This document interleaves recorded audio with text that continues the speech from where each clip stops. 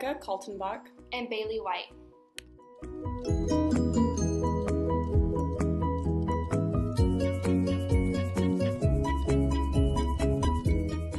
Cultural differences are going to be present in every classroom, and as a teacher, it is your job to make your classroom an inclusive environment. Bennett argues that the ultimate goal of teachers is to foster the intellectual, social, and personal development of all students. One way to reach this goal is to pay attention to all the different aspects that make up the word culture. These can be religion, dress, food, holidays, and many other things. Classroom activities should be planned with a goal in mind, and through research I have found one of these goals is to give your students the knowledge of self, family, and culture.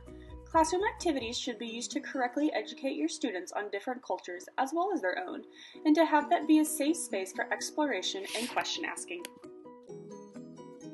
Family involvement plays a big part in your students' education. Research has found that parent involvement in education is crucial because students with involved parents are more likely to have higher grades and test scores, attend school regularly, have better social skills, show improved behavior, and adapt well to school.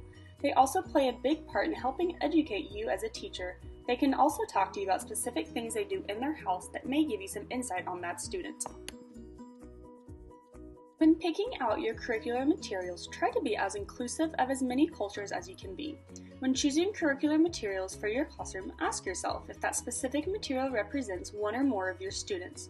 Your lessons should come across as inclusive and culturally appropriate, as well as age appropriate.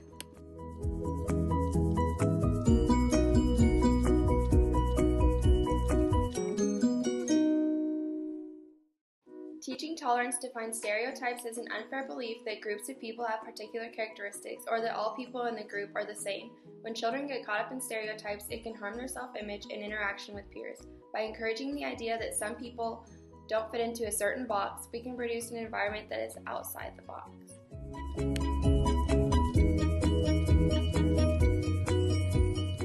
In order to combat racism in our classrooms, we must promote the idea that all cultures are acceptable and treated with respect. By doing this, we can tear down the stigma that one culture dominates the others, helping students feel their culture is wanted and valued among others.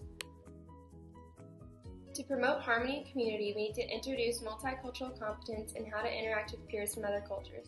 This will place great respect for everyone's thoughts and ideas, making understanding others a #1 priority. Predilection is similar to bias in that you favor one race over the other. When teachers harbor predilection in their classrooms, it can create a sense of disunity and may make students in the unfavored culture feel less valued and unacceptable. Multicultural competence is essential in this case to ensure that everyone feels a part of the classroom community.